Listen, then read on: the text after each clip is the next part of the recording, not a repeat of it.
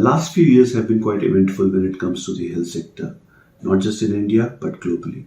If you look at India's public health expenditure, last year's economic survey took it to 2.1% of the GDP, which was a substantial increase from 1.3% which it stood for number of years in the last decade. Last year also saw a number of new schemes being launched, including the Pradhan Mantri Ayushman Bharat Health Infrastructure Mission, which had focused on building the last mile infrastructure, taking the healthcare to the last mile to the underprivileged and the vulnerable populations in the country.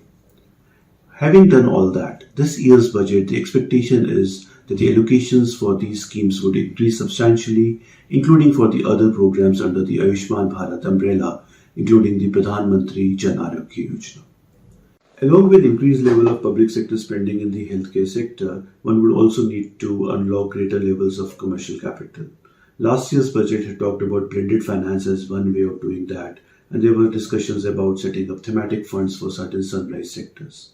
The expectation from this year's budget is that provisions will be made to ensure these thematic funds see the light of the day. Funding avenues like CSR funds are allowed for blended finance, and existing government endeavors in this area like the credit guarantee schemes are publicized more so that the healthcare sector can benefit from it.